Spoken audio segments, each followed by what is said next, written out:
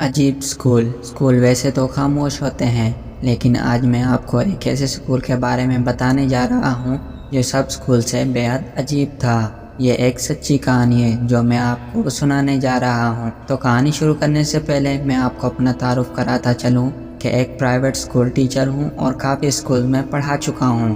یہ اسکول میرے لیے نیا تھا، پرانے اسکول کو الوداع کہہ کر یہ اسکول جوائن کیا تھا۔ مجھے پہلے دن ہی اسکول خاموش سا لگا، میں نے کسی کو محسوس نہ کرایا اور پڑھاتا رہا۔ کچھ دن بعد میں نے اسکول کے ایک پرانے ٹیچر کو کہا کہ کیا یہ اسکول تمہیں عجیب نہیں لگ رہا؟ اس نے مسکراتے ہوئے کہا، صرف لگتا نہیں ہے بھی۔ اس نے پھر مجھے جو واقعہ سنایا وہ میں آج آپ کو سنانے جا رہا ہوں۔ یہ اسکول ایک خوبصورت اسکول تھا جو کہ نرسری سے لے کر 8ویں جماعت تک تھا۔ اس میں 10 کمرے، ایک آفس اور ایک کمپیوٹر لیب تھی جہاں پر اسٹوڈنٹ کو کمپیوٹر کی تعلیم دی جاتی۔ وہ فل ایئر کنڈیشن اور اس کے باہر گیلری جو کہ ساری تصویروں سے بھرپور تھی، جس پر ان سب کی تصویریں تھیں جو کچھ نہ کچھ کر گزرے ہیں، مطلب کہ ایجادات یا جو چیف کرنل جنرل رہ چکے ہیں وغیرہ وغیرہ۔ میں آپ کو بتاتا چلوں کہ اس اسکول کا مالک ہے وہ دعوت اسلامی کا والنٹیئر تھا جو ان کو چندہ لے کر دینے یا تبلیغ اسلام میں مدد کرتا تھا۔ تو اس کے پاس دعوت اسلامی کے طالب علم آتے رہتے تھے۔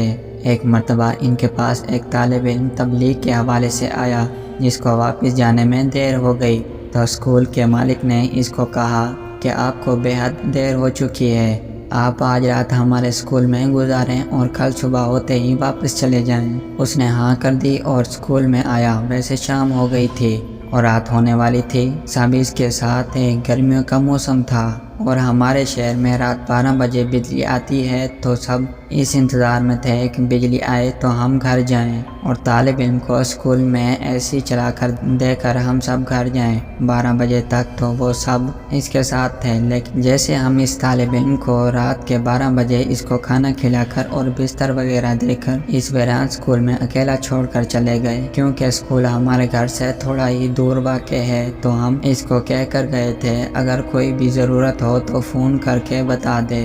یہ کہہ کر ہم روانہ ہوئے۔ جیسے ہی ہم اگلی صبح اسکول آئے تو کیا دیکھا، وہ طالب علم اس کمرے کے ایک کونے میں ڈر کے مارے کانپ رہا تھا۔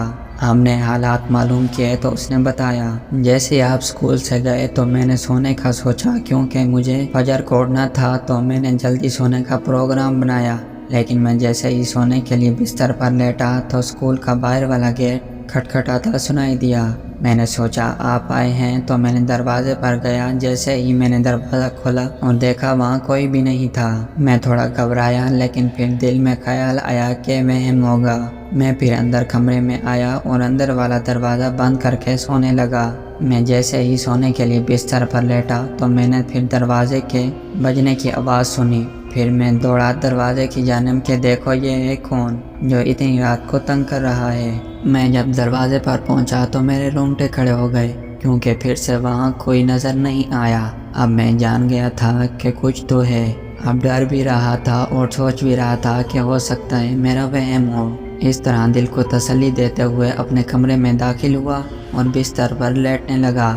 جیسے ہی سونے کے لیے بستر پر لیٹا تو پھر دروازہ بجا، لیکن اب کی بار باہر والا گیٹ نہیں اور نہ ہی اسکول کے اور کمرے کا۔ اب کی بار ٹھیک میرے کمرے کا دروازہ کھٹکھٹا۔ میں دنگ رہ گیا کہ اسکول میں میرے سوا اور کوئی نہیں، تو یہ دروازے پر کون ہے؟ یہاں میرے دل کی دھڑکن تیز ہو گئی اور میں ڈر کے مارے ورد کرنے لگا۔ میں نے ہمت کی اور دروازہ کھولنے کے لیے آگے بڑھا۔ جیسے ہی میں نے دروازہ کھولا میری تو روح کانپ اٹھی۔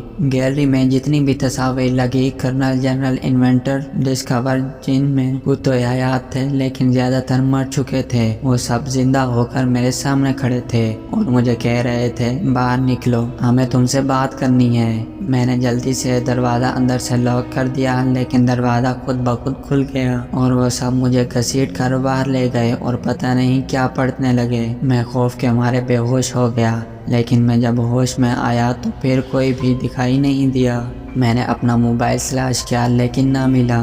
پھر سورج طلوع ہونے کے بعد میں باہر نکلا تو حسین میں گرا ہوا ملا۔ مجھ پر اس قدر خوف طاری ہو چکا تھا کہ پوری رات ایک کونے میں بیٹھ کر گزاری اور وہاں سے ہلنے تک کی ہمت نہیں تھی، اور اب بس یہ انتظار تھا کہ کب صبح ہو اور کب میں اسکول سے نکلوں۔ اس کے بعد ہم نے کبھی کسی کو اسکول میں رات کو اکیلا نہیں رہنے دیا۔ امید کرتا ہوں یہ سچی کہانی آپ کو بے حد پسند آئی ہوگی۔ اپنے رائے سے ہمیں آگاہ کریں اور ملتے ہیں مزید ایسی اچھی کہانیوں کے ساتھ۔ تب تک کے لیے اللہ حافظ۔